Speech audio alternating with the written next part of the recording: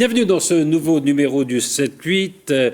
Au sommaire, on va revenir sur ce qui s'est passé vendredi, l'expérimentation avec le ministère de l'Intérieur d'un ballon captif chargé de surveiller le futur site olympique du Vélodrome national de Saint-Quentin-en-Yvelines. On en parlera dans un instant avec nos invités, Anne-Caroline Lemire. Bonjour.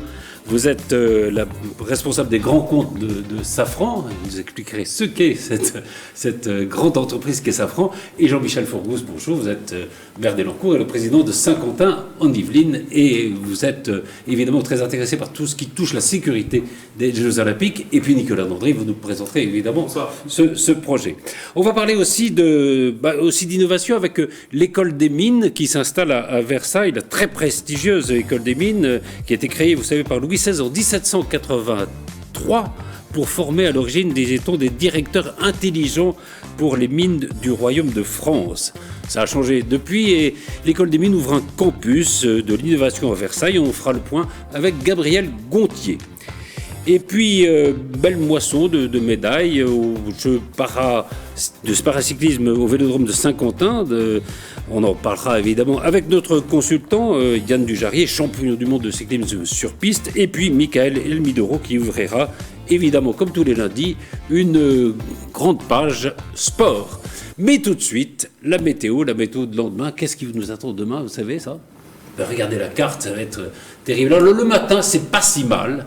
Le matin, c'est pas si mal, mais c'est un peu encore nuageux. Et puis, peu à peu, les températures vont s'élever. Le soleil va briller demain après-midi sur l'ensemble des Yvelines. Voilà pour la météo. Et on va parler des 5 infos du jour avec vous, Mathilde. Et on va commencer justement par une information sur le temps qu'il fait. Eh bien oui, Patrice, parce que ce week-end, il a flotté un air d'été dans les Yvelines avec des températures très douces pour un mois d'octobre. La France vit en ce moment un épisode de chaleur remarquable et les Yvelines n'y échappent pas. Les températures sont en moyenne à 20 degrés la journée avec des ressentis pouvant aller jusqu'à 25 et cela inquiète certains Yvelinois. Écoutez. Oui, ça fait beaucoup. Moi-même, je me suis trop couverte, vous voyez, j'étouffe un peu. Ça nous inspire beaucoup de problèmes pour la suite, pour l'écologie. C'est très alarmant. Bon, c'est très agréable de se balader en pull sans manteau, mais c'est complètement déréglé, donc c'est très mauvais pour la suite, quoi. Même état d'esprit, effectivement, beaucoup d'inquiétudes pour l'avenir. On profite de pouvoir faire des balades au bord de Seine tranquillement, mais c'est vrai que c'est pas du tout normal. Oui, la chaleur ne fait pas plaisir à tout le monde, hein, c'est ça. La chaleur ne fait pas plaisir à tout le monde et le mois d'octobre 2022 sera sans doute le mois d'octobre le plus chaud jamais enregistré. On compte à peu près 3,5 moyenne en plus pour ce mois-ci. Alors on va passer de 3,5 à 3,8, c'est le chiffre du jour. Exactement, Patrice. C'est le nombre de personnes travaillant à temps plein au sein du service de pédiatrie de l'hôpital de Poissy-Saint-Germain-en-Laye.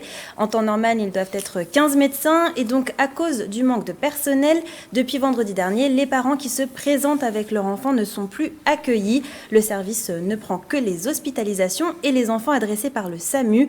La situation devrait durer jusqu'au 7 novembre. On va faire le point sur la pénurie d'essence. Est-ce que ça s'améliore, notamment dans les Yvelines ? Eh bien, la situation s'améliore, Patrice, concernant le gasoil, mais pour l'essence, ça reste compliqué. En Île-de-France, une station sur 4 manque au moins d'un carburant. Cependant, le rationnement à la pompe est levé. Fini la restriction des 30 litres maximum par automobiliste. Et si vous avez la chance de partir en vacances, sachez que 90% des stations sont bien approvisionnées sur le réseau autoroutier. Alors, ça n'empêche pas cette pénurie d'essence, la fête foraine de Versailles qui ouvre ses portes. Tout à fait. Les manèges sont de retour sur le parking de l'Europe à Versailles jusqu'au 13 novembre. Pêche au canard, auto-tamponneuse, palais du rire, bateau pirate, il y en a pour tous les goûts. La fête sera ouverte tous les jours de 14h à 20h. Et on termine par l'image du jour, qui est plutôt l'image de demain, puisqu'il y aurait une éclipse partielle du Soleil. Oui, il sera possible demain d'observer cette éclipse partielle solaire en France à partir de 11h15, c'est très précis. Durant 2 heures environ, la Lune viendra cacher un petit morceau du Soleil, mais sans nous plonger dans l'obscurité. Par contre, Patrice, en 2026, en août, j'ai fait mes petites recherches, il y aura une éclipse totale. Donc là, on sera vraiment plongé dans l'obscurité. Merci beaucoup Mathilde Franco pour ces informations. Et on commence donc avec ce ballon stationnaire, comme on dit exactement. Ballon captif. Ballon captif qui a survolé vendredi le vélodrome de Saint-Quentin en Yvelines. Et il a peut-être surpris certains Saint-Quentinois et Saint-Quentinoises, ce ballon, parce que donc il était au-dessus de l'île de loisirs de Saint-Quentin en Yvelines, à proximité du vélodrome national, et c'était vendredi dernier. Donc il s'agissait en fait d'une expérimentation technologique de surveillance du futur site olympique qui va accueillir les épreuves de cyclisme sur piste en 2024. Un ballon captif à 120 mètres d'altitude qui embarque plusieurs outils technologiques de surveillance.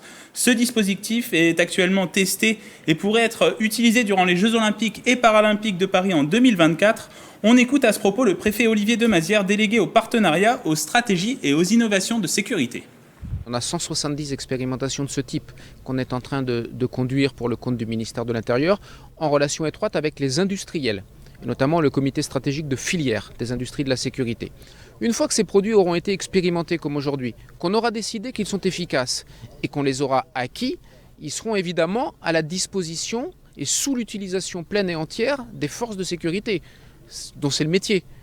Ce qui suppose d'ailleurs, c'est important, votre question est importante parce que ça suppose qu'on tranche assez vite, puisqu'il y a un délai incompressible d'abord de fourniture des matériels, ensuite de formation des agents. On a 160. Alors, Monsieur Fourgousse, quand on voit cette expérimentation, vous aviez participé à cette expérimentation vendredi matin. Qu'est-ce que vous avez pensé de ce système de surveillance ? Écoutez, nous, on monte en puissance. On sait que c'est la première attente des Français, la sécurité avec le pouvoir d'achat. Bon. On a augmenté la police municipale d'abord, ensuite la brigade canine, ensuite la brigade équestre, ensuite la vidéo à près de 120 caméras, après les premiers drones à tester, après les drones anti-drones, d'ailleurs qui sont aussi expérimentés avec cette équipe que vous avez interviewée, la 5G bien sûr, maintenant un zeppelin carrément, alors bien sûr c'est l'accélération grâce au JO, et un zeppelin effectivement qui est bon d'électronique, qui est d'ailleurs très beau, très sympathique. Ouais. Et même les enfants essayent beaucoup, absolument, une merveille technologique. Et donc voilà, on continue notre progression. Le commissariat du futur qui a été attribué à Saint-Quentin, qui coordonnera 3 commissariats et qui doit bénéficier, bien sûr, qui doit être hyper moderne, qui doit bénéficier, bien sûr, de moyens comment dit-on, de connexion. Enfin, ce serait un commissariat hyper connecté. Les policiers seront connectés, leurs voitures, les 3 commissariats ensemble, et puis bien sûr en liaison avec le préfet et bien sûr les services départementaux de la sécurité publique. Donc voilà, c'est un très beau projet, ça correspond aux attentes des Français.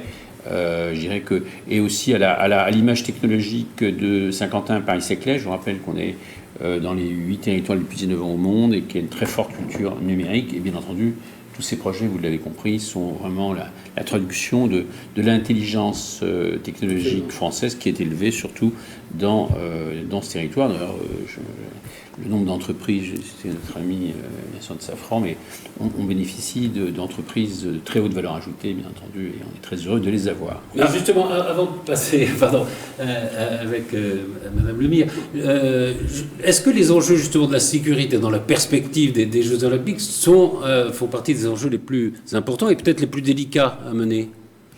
Ah oui, il est clair que l'ensemble des services, on le voit puisque on est intégré comme au processus décisionnel, même de sécurité, bien entendu, parce qu'il y aura la police nationale, bien sûr, la gendarmerie, l'ensemble des militaires, puisque en cas d'intensification, à ce moment-là, vous passez la main aux militaires, ça se passe comme ça. Bon, il y aura des privés aussi, des polices privées qui seront, enfin des sociétés de sécurité privées qui seront engagées. Donc il y a quand même un vaste système de sécurité maximale et de qualité.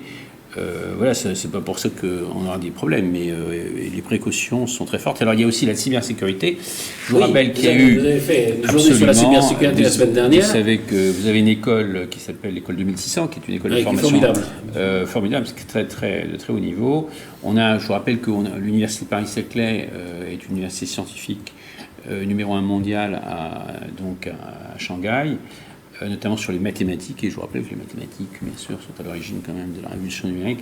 Donc voilà, on est dans un monde d'accélération, et en fait, ça s'applique à la sécurité, bien sûr. Donc bien sûr, c'est très compatible avec ce gros projet des JO qui arrive, qui est très lourd. Hein. Alors, la bonne nouvelle, sinon, au niveau des JO, c'est qu'on a eu effectivement les championnats du monde il y a une semaine où on a eu 7 médailles, 3 d'or, 3 argent, 1 bronze. Et puis derrière, on a eu une autre manifestation sur le handicap et donc au Vélodrome. Et là, on a eu 17 médailles, ce qui fait 17 plus 7, 24. Donc, mes chers amis, ça en dit long sur l'image de la France, sur le vélo. On va parler des Jeux paralympiques d'ailleurs, on a obtenu pas mal de médailles aussi. Mais c'est vrai. Et j'ajoute, dans matière de sécurité, on en avait parlé aussi, qu'il y a une entreprise de Saint-Quentin qui travaille sur les portiques de sécurité. Les portiques, la start-up Labcore, effectivement. Labcore, oui, qui fait un truc formidable. Labcore qui développe, en fait, c'est une start-up qui a été incubée au Skicube et qui aujourd'hui collabore avec une PME qui s'appelle Atermes, qui est située à Montigny-le-Bretonneux, et Labcore développe des concepts de sûreté, c'est-à-dire que pour contrôler les personnes sur des grands événements, les gens ont juste à passer et ça identifie les potentiels dangers. Et justement, on va continuer avec la partie industrielle par rapport à ce ballon captif, parce qu'il y a l'entreprise NIM Airspace qui a développé le ballon, mais ensuite il y a d'autres entreprises qui collaborent à ce système, notamment sur les technologies, et notamment l'entreprise ou le groupe Safran Electronics and Defense, le motoriste aéronautique, a développé notamment ce système Euroflir 410, un équipement optronique avec plusieurs dispositifs de détection longue portée. Donc vous voyez, vous l'avez vu peut-être à l'image, il est fixé sous le ballon captif et permet d'assurer une observation assez large. Et pour en parler, nous sommes avec Anne-Caroline Lemine, donc qui est responsable grand compte chez Safran Electronics and Defense. Et du coup, est-ce que vous pouvez nous expliquer en quoi consiste ce système ? Tout à fait. Donc Euroflir, c'est un système de haute technologie française comprenant plusieurs caméras permettant de voir de jour comme de nuit et dans toutes les conditions météorologiques, grâce notamment à l'infrarouge. Et la beauté du système est qu'il est extrêmement bien stabilisé. En fait, tous les porteurs aéroportés, que ce soit des aérostats, donc des ballons, comme des avions ou des hélicoptères, sont soumis à des vibrations et à des mouvements d'air. Et donc, pour conserver une image qui soit nette et qui soit de haute définition, les systèmes comme l'Euroflir 410 doivent bénéficier d'un très haut niveau de stabilisation, ce qui fait partie des savoir-faire de Safran. Donc ce système de surveillance, finalement, est à la hauteur de l'événement, du gros événement, les Jeux Olympiques et les Jeux Paralympiques de 2024. Tout à fait, et c'est un honneur pour Safran de contribuer à la sécurisation des sites qui accueilleront les Jeux Olympiques et Paralympiques 2024. Quels sont que le ballon ne bouge pas alors puisqu'il est stable, vous dites. Cette stabilisation-là, comment on l'obtient ? C'est au sein du système ? Oui, c'est à l'intérieur du système Euroflir 410. D'accord. Et l'armée est intéressée aussi par ce genre de la gendarmerie, tout à fait. La gendarmerie. Donc ce même système équipera les futurs hélicoptères de la gendarmerie nationale. Pour donner un autre exemple concret, Euroflir 410 sera aussi à bord des Falcons de la marine nationale. D'accord. Un mot quand même sur les sites qui participent à ce projet. Alors on sait que Safran est quand même présent sur le territoire de Saint-Quentin en Yvelines avec Aircraft Engines et Safran Tech. Quels sont les sites qui contribuent à cette technologie-là ? Alors pour Euroflir 410, c'est un système qui est conçu à Massy, développé par nos ingénieurs, et ensuite qui est produit dans nos usines en France. On fait participer nos usines de Fougères, Montluçon, Dijon et Poitiers. Et au-delà de nos usines, Safran s'appuie sur un tissu industriel de PME françaises et européennes. Notamment en Ile-de-France, je suppose. Oui, tout à fait. Un mot, parce que tout le monde ne sait pas exactement ce qu'est Safran. Dites-nous ce qu'est Safran. Alors Safran, c'est un grand groupe aéronautique de 80 000 personnes à travers le monde, avec 80 000 personnes. 80 000 d'accord, j'avais compris 88, moi. C'est pas énorme. Donc on a 12 filiales principales, et dans les domaines de l'aéronautique, des équipements aéronautiques, des intérieurs d'avions et également de la défense. Monsieur Fourgous, quand vous entendez, c'est un honneur de la part d'une entreprise, c'est un honneur de contribuer aux Jeux Olympiques. On sait votre motivation, vous aussi, à Saint-Quentin en Yvelines, de contribuer à ce grand événement. Comment ça se passe justement avec les entreprises aujourd'hui par rapport aux Jeux Olympiques ? D'abord, ce sont des entreprises comme d'une certaine souveraineté dont on parle là. qui sont très intégrés d'ailleurs à tout le dispositif, bien sûr, depuis le départ des JO. En tout cas, bon, nous, on a 17 000 entreprises, vous le savez, on est un des gros PIB, je crois qu'on est, on va pas dire le deuxième, enfin, on va dire dans les 5 premiers, comme ça évite de nous fâcher avec ton copain. Donc PIB par habitant. Et avec un très fort secteur défense, bien sûr, oui. Avec des PME, des gros et des plus petits, et bien entendu, c'est extrêmement stabilisant d'avoir des entreprises qui travaillent sur des gros marchés, qui passent d'ailleurs souvent entre les gouttes des crises. On a quand même des moments difficiles, et bon, donc c'est très structurant. Bon, de toute façon, on a des très belles boîtes, c'est aussi bien Bouygues, Sodexo, Renault, on a des secteurs assez... Mais surtout, en plus, il y a des formations, parce que ces entreprises sont consommateurs de formations de haute valeur ajoutée, ce qui sont sur des secteurs quand même très stratégiques de haut niveau. Et bien sûr, il y a des très belles écoles d'ingénieurs ici, vous le savez, jusqu'à Paris-Saclay. Donc voilà, donc c'est un vivier qui se passe bien, qui quand même rentre en contact et où il y a beaucoup de synergie. Donc bien entendu, on les aime bien. Justement, ce genre d'expérimentation avec Safran, c'est bien la preuve que les JO, c'est évidemment un challenge sportif, mais au-delà, c'est aussi un enjeu économique et un enjeu d'entreprise. Alors, bien sûr, c'est toujours le problème, on se dit toujours... alors, je vous rappelle que pour la cybersécurité, donc on est bien que je crois qu'il y a eu 200 millions d'attaques cyber sur les JO de Londres et 4 milliards sur Tokyo, sur les JO de Tokyo. Donc, bien sûr, grosse préoccupation qu'on a sur Paris. Et là-dessus, justement, ces entreprises sont extrêmement mobilisées pour prévenir, bien entendu, des attaques cyber. Donc voilà, écoutez, en tout cas, il y a une synergie formidable entre des événements de cette taille-là, entre les PME, les grands groupes, bien sûr, comme Safran et d'autres. Donc bien sûr, nous, vous savez, ça va, nous sommes heureux, pas de problème. Un mot sur Safran par rapport à la cybersécurité. Est-ce que c'est quand vous développez un produit aujourd'hui chez Safran, vous pensez à intégrer aussi de la cybersécurité? L'un ne va pas sans l'autre aujourd'hui. Oui, effectivement, c'est un des enjeux forts aujourd'hui avec le développement des attaques. Donc nous intégrons tout à fait ceci dans nos produits. Oui, bien sûr, évidemment. Merci beaucoup Anne-Caroline Lemine et merci beaucoup Jean-Michel Faugus. On aura d'autres occasions de parler justement de cette coopération avec des entreprises en vue de ces Jeux Olympiques de 2024. Et puisque je rappelle quand même que les Yvelines ont des sites très importants pour l'organisation de ces Jeux Olympiques. Merci. Attractivité économique et attractivité sportive. Ça va ensemble, voilà. Absolument. Et j'en profite pour rappeler que notre site de Massy est à la recherche toujours de nouveaux talents pour nous aider à développer nos nouvelles technologies. Ah, et vous cherchez quoi, à peu près, dans les talents? Des ingénieurs dans tout type de domaine, parce que nous utilisons de la mécanique, de l'optique, de l'électronique, de l'électrique, c'est très vaste. Est-ce que par exemple, des ingénieurs des mines, ça vous intéresserait? Tout à fait. Eh bien justement, il y a un site qui vient de s'ouvrir à Versailles. Il y a un nouveau site pour cette fameuse école, qui est l'école des mines, qui est une des grandes écoles françaises, qui vient de s'ouvrir à Versailles même, Gabrielle Gontier. Tout à fait, Patrice. Justement, jeudi dernier avait lieu la pose symbolique de la toute première pierre du futur campus. Alors le but de cette pose, elle est symbolique, je l'ai dit, mais c'était surtout d'officialiser la construction du site sur le plateau de Versailles-Satory. Pierre Bédier, président du conseil départemental des Yvelines, nous explique les enjeux du projet au niveau du département, mais vous le verrez aussi au niveau national. Les Yvelines, c'est aujourd'hui un territoire où la recherche et développement, ce qui fait la richesse d'un pays, c'est dans les Yvelines qu'il y a le plus de pépites. Et ces trois laboratoires des mines vont venir nourrir ces pépites. Et c'est pourquoi le département a fait cet effort très très important. Il y a ici, dans les Yvelines, un écosystème de recherche et développement au service d'une industrie extrêmement performante qui est l'avenir de la France. Gabrielle, peut-être quand même un mot de cette école des mines. Je disais, elle a été créée sous Louis XVI.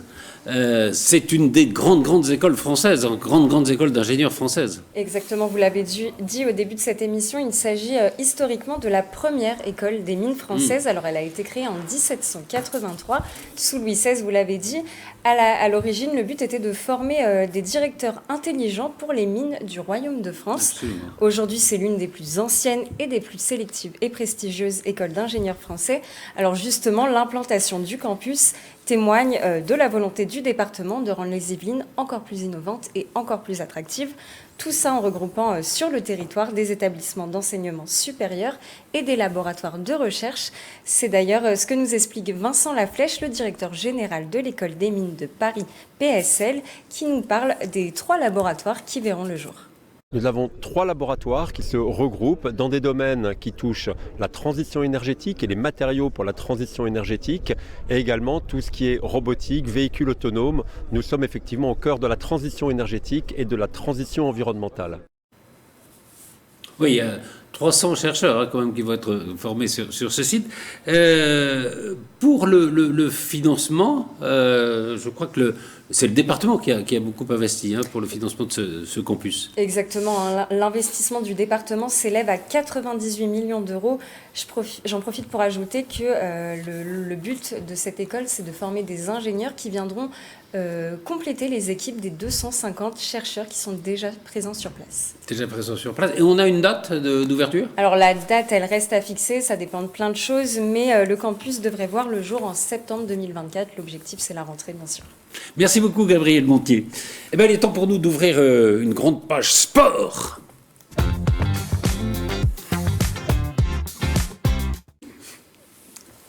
Je ne sais pas pourquoi je crie comme ça, mais peut-être parce que vous êtes là, Michael Elmido. Peut-être, voilà. Et on est enthousiaste en tout cas quand on parle de sport. Et vous avez un invité, et si je peux dire, ça va pas n'importe qui. Exactement, un champion du monde de cyclisme sur piste, Masters. Yann Dujarrier est avec nous pour parler sport, justement. Merci beaucoup. Bonsoir Michael, bonsoir Midi, bonsoir Patrice. Alors je suppose que, puisque il est là, qu'on va parler de cyclisme. Exactement. Paracyclisme peut-être. On va tout de suite prendre justement la direction du Vélodrome national de Saint-Quentin en Yvelines. On va revenir sur les performances des Français lors des championnats du monde de paracyclisme. Les tricolores ont emporté combien de médailles à votre avis ? On nous l'a dit tout à l'heure, 17. 17 médailles, exactement. Vous avez bien suivi, Yann. Sur les 4 jours de compétition. Voilà, 17 médailles sur les 4 jours de compétition. Des images de Patrick Jacques de Dixmude. La France a brillé lors de ces mondiaux de paracyclisme sur piste 2022 à domicile dans ce Vélodrome national de Saint-Quentin en Yvelines. Les tricolores ont remporté 17 médailles pendant les 4 jours de compétition. Les Bleus terminent 3e au tableau des médailles. En termes de performance sportive, les athlètes ont bien répondu présent et on a de nombreuses médailles. Après, la deuxième satisfaction, c'est qu'il y avait 3-4 jeunes dont on n'attendait pas ce parcours sur ces championnats et qui ont prouvé que 2028 c'était pour eux un peu trop loin et qu'ils voulaient avancer un peu plus vite que prévu. Côté bleu, la star de ces championnats du monde restera Alexandre Léoté. Ce jeune Français de 22 ans termine ses mondiaux avec un bilan de 4 médailles d'or, 1 médaille d'argent et des records du monde. Ce dimanche, le pistard remporte notamment l'Omnium et le 15 km Scratch. J'avais beaucoup bossé, j'ai amélioré beaucoup de choses dans mon quotidien aussi pour que ça fonctionne le mieux possible et je vois que ça fonctionne. Et que le fait de souffrir à l'entraînement, ça paye. Donc je suis très content. Oui. Une sportive locale s'est également distinguée. Christelle Ribaud termine 3e du Scratch 10 km en catégorie C2. Je suis vraiment heureuse, vraiment. Comme je disais, c'est une médaille de bronze, mais qui vaut de l'or par rapport à tous mes efforts consentis depuis quelques années. C'est une belle récompense. Surtout chez moi, à la maison, devant ma famille, mes proches, mes amis. Et sur le lieu où je coach aussi toute la semaine parce que je travaille aussi ici au Vélodrome. Tout ce beau monde se retrouvera dans moins de 2 ans à l'occasion des Jeux paralympiques de Paris. L'événement se déroulera du 28 août au 8 septembre 2024. On va débriefer justement avec vous, Yann Dujarrier, ces championnats du monde. Comment ça s'est passé pour cette équipe de France ? Plutôt bien, 17 médailles, un bon bilan. On peut difficilement faire mieux. Je pense qu'en effet, 17 médailles, là, c'est quand même énorme. Moi, j'ai surtout souvenir d'avoir participé au championnat du monde de paracyclisme en 2018. Et je crois qu'on était 6 ou 7 athlètes seulement à s'être déplacé. Moi, j'étais pilote de Raphaël, avec l'équipe de France, moi j'étais pilote de Raphaël Beaugilet, qui a fait médaille de bronze. Pilote, c'est la moto, c'est ça? Non, pilote du tandem. Pilote du tandem à l'époque, et c'est vrai qu'on était... Pardon, je suis désolé. On était 6-7 athlètes grand maximum, c'était vraiment pas énorme. Et aujourd'hui, on voit que les moyens qui ont été mis en place pour Paris 2024, aussi bien sur le paracyclisme que sur d'autres sports en règle générale, eh bien, portent leurs fruits. C'est vrai que la moisson, qui était déjà très florissante à Tokyo pour le paracyclisme, fait que ça continue, la synergie est positive. C'est vrai que c'est quand même formidable de sortir en 2021 avec autant et c'est plus facile de sortir avec une belle moisson que quand c'est difficile. Donc là, c'est je pense une continuité. Il n'y a pas de surprise, mais c'est plutôt une continuité. Il y a quelques athlètes qu'on n'attendait pas, mais et surtout des nouveaux noms. Et ça, c'est bien parce que, oui, parce que je me souviens aussi qu'à l'époque, la discussion avec le DTN de l'époque, qui n'est plus le DTN aujourd'hui, mais le DTN de l'époque, c'était justement la détection de nouveaux talents qui était compliqué, exactement. Est-ce que il y a aussi un effort de la part, je ne sais pas, des handicapés à se mettre à des sports peut-être plus facilement qu'il y a quelques années ou pas? Non, je pense que ils avaient déjà la volonté, mais il n'y avait pas les structures, il y avait peut-être manque de structure, manque de communication. Je sais que justement le DTN m'en parlait, mais il y avait très peu de communication parce que le gros problème, c'est qu'il y a de ce qu'il me disait, il y avait un ministère pour les handicapés et qui était différent du ministère de sportif. Et donc, du coup, il n'y avait pas de corrélation. Voilà. Et donc, je ne vais pas dire que les choses se mettent en place maintenant. Ce n'est pas vrai. Juste, aujourd'hui, du fait des JO Paris 2024, il y a des moyens et il y a plus de moyens. Et donc, du coup, un accompagnement pour les athlètes qui est facilité. D'accord. On va peut-être parler d'Alexandre Léoté, la star, on va dire, de ces championnats du monde. 22 ans, il termine avec un bilan de 4 médailles d'or, 1 médaille d'argent. Pareil, il ne pouvait pas faire mieux. Bah si, il pouvait faire à la place de la médaille d'argent, il aurait pu faire la médaille d'or. Voilà. Il était très content de sa médaille d'argent. Bien sûr. Je pense que ce sont des championnats qui sont amplement réussis, mais c'est pareil, c'est pas une surprise, c'est une confirmation parce qu'il avait déjà fait des titres à Tokyo l'année dernière. Donc c'est pas. On savait qu'il était là. Il répond présent. Il a changé. Il nous l'explique. Il a changé des choses dans son entraînement, dans sa façon d'appréhender les événements. Et puis tout simplement, il grandit, il mûrit. Donc, je pense que pour lui, la suite devrait encore être meilleure, sauf si dans un autre pays, on découvre aussi une autre pépite. C'est aussi la particularité du sport olympique, c'est que d'un seul coup, vous pouvez avoir un gars qui sort de nulle part et qui vient et qui fait des super résultats. Et c'est ce qui s'est un petit peu passé avec Alexandre en 2020. On pense qu'il pense à 2024. Quand vous avez 22 ans, sourire, quand même. Quand vous avez 22 ans, je pense que là, oui, en effet, il est hyper. Et puis, c'est un sport qu'on pratique jusqu'à quel âge, le cyclisme sur piste? Très haut niveau. Christelle Ribaud, qu'on a vu dans le reportage. 44 ans, pardon. Ouais, on est de la même génération et c'est une athlète que je connaissais quand elle était valide. Parce que vous avez plus de 40 ans? Moi j'ai 45 ans, oui. J'ai 46 dans quelques mois. Ça conserve bien. Vous avez dit ça, Gabriel? Non, c'est vrai, on aurait dit moins. Mais... ça conserve. Il n'y a pas de maquillage. Je me suis juste rasé pour rester un peu plus jeune. Mais non, donc Christelle Ribaud, oui, 44 ans, qui fait une médaille de bronze. On peut encore faire des exploits. Et la particularité de Christelle, c'est que elle est dans une catégorie où elle se bagarre, elle concourt plutôt, parce qu'on n'est pas dans la bagarre, elle participe à des épreuves où il y a des athlètes qui ont leurs deux jambes, alors qu'elle ne pédale qu'avec une seule jambe. Et elle arrive quand même à avoir la médaille de bronze. Et elle arrive quand même à faire une médaille de bronze. C'est une des questions que je voulais vous poser, c'est-à-dire que les différences de handicap, ça joue quand même beaucoup, non? Non, tout est catégorisé. Tout est catégorisé. Et en fait, ils ont quand on arrive sur une compétition nationale ou internationale, vous avez un bilan à faire devant un médecin du sport, qui va vous mettre dans une catégorie ou dans une autre. Donc en effet, vous avez les moins handicapés, donc les handicaps invisibles, comme Marie Patouillet peut l'être, ou encore que... Marie Patouillet qui est la Versaillaise et qui a remporté deux médailles d'argent et une médaille de bronze. Tout à fait. Donc Marie Patouillet, elle a une malformation au niveau du pied, donc quand on la voit au quotidien, on ne le voit pas, tout à fait. Et donc elle est en catégorie C5. Et ensuite, plus vous avez un chiffre qui se rapproche de 0, donc de C1, et plus vous êtes handicapé. Et là, quand on voit, quand on est sportif, quand on a une carrière valide et que l'on voit certains chronos dans des catégories C2 ou C1, ce sont des vraies leçons de vie. On est encore plus admiratif. Presque, exactement. Moi, je me souviens d'un Russe. Valides, je me souviens d'un Russe. On était dans le même hôtel, qui ne pouvait pas manger tout seul. Et quand il était sur le vélo, il faisait des chronos que je n'avais jamais été capable de réaliser. Sur le premier départ, c'est-à-dire qu'il n'avait pas de membre supérieur.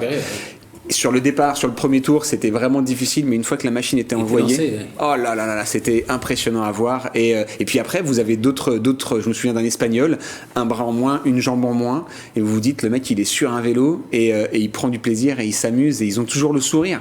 Et ça rigole, et ça rigole, et ça vanne même entre eux. C'est des super moments. Et moi, j'ai fait une saison avec Raphaël Beaugilet et j'en garde un très très bon souvenir. Ça va être très émouvant et très fort. On va peut-être justement l'écouter. Raphaël Beaugilet, vous en avez parlé tout à l'heure. Il a fini 2 fois 4e et il était forcément un petit peu déçu de ces championnats du monde. Je suis déçu pour nous, pour les personnes qui nous accompagnent. Et c'était surtout après le kilomètre. Honnêtement, j'ai pris une grosse claque dans la figure. On fait le 2e temps des qualifications, mais je me doutais un peu que les Anglais, ils avaient géré leur dernière partie de kilomètre. Et ça s'est vu après. Ça vous fait quoi, Yann Ugerier, de le voir terminer 2 fois 4e, vous qui le connaissez si bien? 4e, on dit toujours que c'est la bonne place. Ça me fait chier. Ouais. Voilà, clairement, parce que Raph, il a fait une médaille de bronze à Tokyo l'année dernière, et il a un très bon pilote. Quentin Caléron, il a un très bon pilote. Voilà, c'est une collaboration qui est en train de se mettre en place. Un pilote valide, je tout à fait, bien sûr, valide, qui était en équipe de France encore l'année dernière ou il y a 2 ans. Voilà, qui a décidé de passer sur le sport paralympique. Un super gars, Quentin, vraiment quelqu'un de très très sympa. Voilà, c'est une collaboration qui est en train de se mettre en place.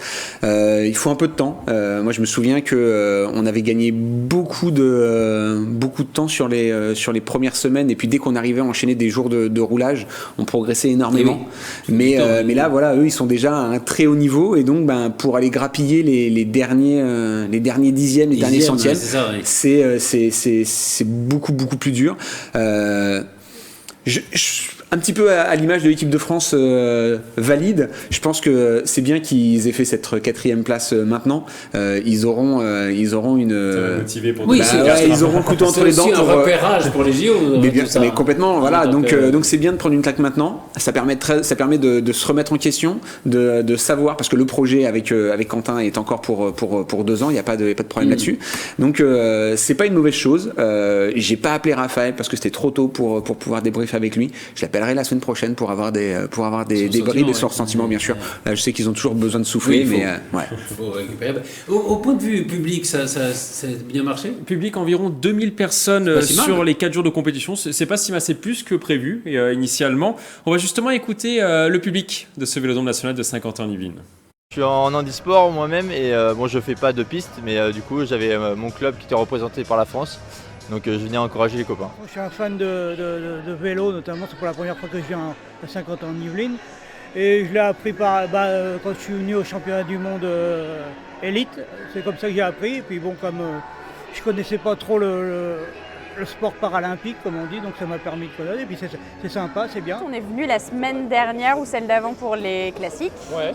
Et ça nous a vachement plu parce que c'est assez abordable, parce que c'est des petites épreuves qui sont assez cool. Parce que nous, on est sur du cyclisme sur route, normalement. Et quand on a vu qu'il y avait 2 nouveaux rebelotes et en plus le paracyclisme, on est venu, et puis parce qu'on adore Marie Patouillet aussi. 2000 spectateurs, Yann Ugerier. Génial, parce que en effet à Rio c'était pas le cas. C'est pas du tout. Il y a de plus en plus de et gens qui viennent. Et plus en plus de gens qui viennent, et donc du coup c'est bien, parce que ce sont des athlètes à part entière. C'est pas juste des gens qui montent sur un vélo pour un championnat du monde. C'est quand même des sportifs qui s'entraînent tout au long de l'année avec des vraies belles structures, des entraîneurs, et donc c'est quand même vachement plus sympa moi j'ai eu la chance du monde, moi j'ai eu la chance de pouvoir faire des belles épreuves sur le Vélodrome avec du monde dans les tribunes. Ça pousse. Vous y croyez, quoi, tout simplement, hein. Merci Yann Ugerier, merci avec plaisir. pour toutes ces précisions sur les mondiaux valides et également sur ces championnats du monde qui sont déroulés la semaine dernière. J'encourage tout le monde à venir voir parce que ce sont des leçons de vie comme on l'a dit. D'abord, c'est très spectaculaire. Oui, ça reste. Ah bah oui. Et en plus, c'est voilà. Parce que j'apprécie là de voir, c'est des gens qui sont venus voir les valides, se disent tiens, je vais venir voir les Paralympiques, et donc du coup, ils peuvent comparer. Et finalement, on s'aperçoit qu'il y a certaines performances qui sont des belles performances. Merci beaucoup, Yann. Je vous en prie. On va passer au handball avec la victoire de Plaisir-les-Clés en National 3. Exactement. Joué ce week-end dans le championnat de National 3, Plaisir-les-Clés s'est imposé assez facilement ce week-end face à Bois-Colombes, un résultat qui permet aux Yvelinois d'être dans la première partie du classement, des images de Grégory Canet. Un match pour se placer dans la première partie du classement. Plaisir-les-Clés recevait Bois-Colombes, les derniers du classement, à l'occasion de la 5e journée de National 3. Après un début de match accroché aussi bien au niveau du score que de l'engagement, les Yvelinois arrivent à creuser l'écart. Le score à la pause, 14-10 pour les Plaisirois. Les 5 premières minutes ont été un peu dures pour nous. Le temps qu'on rentre dans le match, le temps qu'on s'adapte à leur défense. Et puis après, on a réagi en changeant de système défensif. Et c'est là qu'on a commencé à reprendre le dessus. Donc je suis super satisfait de la manière dont on a réagi sur le terrain. À partir de la 7-8e, je crois, c'est là où on commence à reprendre le dessus. Donc il faut que ça continue dans cet état d'esprit-là. Et c'est parfait pour cette première mi-temps. Au retour des vestiaires, le club de Plaisir-les-Clés continue à scorer pour gérer son avance. Malgré un petit passage à vide, Bois-Colombes ne reviendra pas dans le match. Score final 31-26. On a pris les 3 points, donc c'était important. Après, moi je suis perfectionniste, donc je vais retenir les 10 minutes où on a pris l'eau. On est à plus 10 et on n'a pas le droit de laisser espérer l'adversaire, de lui faire croire qu'il peut revenir au score. On doit tuer ce match, on doit être à plus 10, plus 15. Et voilà, moi je vais retenir ça. Et après, je suis satisfait des gars, je suis content. Il y a encore du travail. Avec cette victoire, le club yvelinois est 6e du championnat de N3. Lors de son prochain match, Plaisir-les-Clés affrontera cette fois-ci le leader du classement, le Paris Sport Club. La rencontre est programmée ce samedi 5 novembre à 20h, toujours à domicile.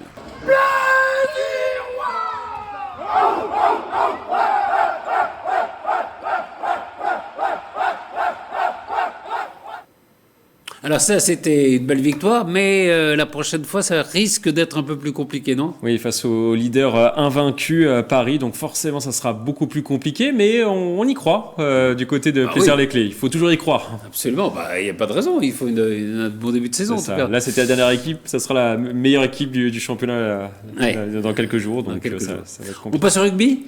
Effectivement, dans le championnat de Fédéral 2, un très beau week-end pour nos Yvelinois. On va commencer par Plaisir qui a réussi à s'imposer 31-14 sur le terrain de Boulogne-Billancourt. De son côté, Versailles s'impose 20-13 sur le terrain d'Antony. Au classement, les Plaisirois sont 2e de la poule avec 25 points.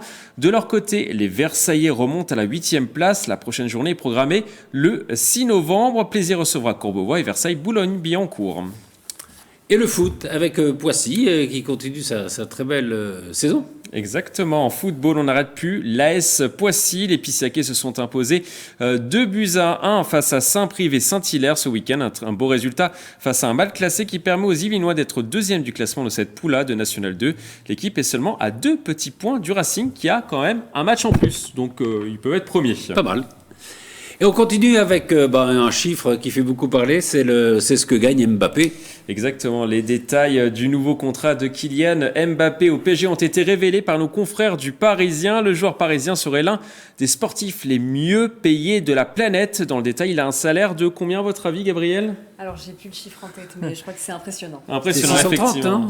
Alors 72 millions d'euros bruts par an, mais aussi une prime à la signature de 180 millions d'euros, ainsi qu'une clause de fidélité, si je peux dire. Chaque année, en septembre, Kylian, par exemple, a reçu un montant évolutif. Il a touché 70 millions d'euros en septembre. Il touchera 80 millions en septembre 2023 et 90 millions après l'été 2024. En tout, le joueur originaire de Bondy va toucher 630 millions bruts s'il reste encore 3 ans au PSG. Il est lié au PSG jusqu'en 2024 avec une année supplémentaire.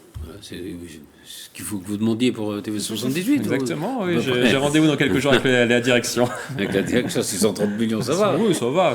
C'est-à-dire que c'est des chiffres tellement impressionnants qu'on ne sait pas ce que ça veut dire. Exactement. On a du mal à mesurer. Qu'est-ce qu'on peut acheter avec ça ? Qu'est-ce qu'on peut acheter et est-ce qu'il a raison de vouloir se barrer ? Deuxième question. Au final, ça va peut-être le faire rester, oui, effectivement. On termine par le golf ? Du golf, du coup, pour faire se rencontrer les entreprises. Ce vendredi 21 octobre club Saint-Quentin en Yvelines a organisé un Open de golf, l'Open Sky TV 78. Plusieurs membres des différentes entreprises présentes sur le territoire de l'agglomération se sont affrontés le temps d'une journée et d'un parcours. Une cinquantaine de chefs d'entreprise étaient rassemblés. On écoute les réactions au micro de TV 78. Beaucoup de réponses des partenaires, beaucoup d'engagement, une forte caractéristique d'humanisme qui était là, beaucoup d'entraide, beaucoup de solidarité, parce que le golf national de Saint-Quentin-Yvelines, c'est un parcours golfique de très haut niveau, avec des joueurs peut-être qui étaient un petit peu moins, donc il faut se battre contre le parcours. Première fois pour moi l'Albatros, donc belle découverte et de jolis greens, assez difficile et bien défendu, donc un vrai bonheur à jouer aujourd'hui. On était avec une autre partie de personnes qui ont été aussi, qui jouaient, qu'on ne connaissait pas, et en effet, ça a été très convivial, très sympathique, et on a pu jouer sur le parcours qui est bien entretenu. Sur place, hein, Patrice. Oui, c'est vrai, moi j'y étais, et en effet, oui, parce que le matin il pleuvait, puis après ça s'est levé. Non, et c'était très convivial et c'est très intéressant pour les chefs d'entreprise, voilà, d'avoir un moment de détente dans lequel ils peuvent discuter de golf pendant le parcours et d'affaires après. Est-ce que vous avez bien joué aussi, Patrice ? Très bien. Très bien. La page sport est terminée ? C'est ça, c'est terminé. Je reviens la semaine prochaine, du coup. Avec plaisir. Et on va demander à Mbappé un peu d'argent. Et on va terminer par une page culture.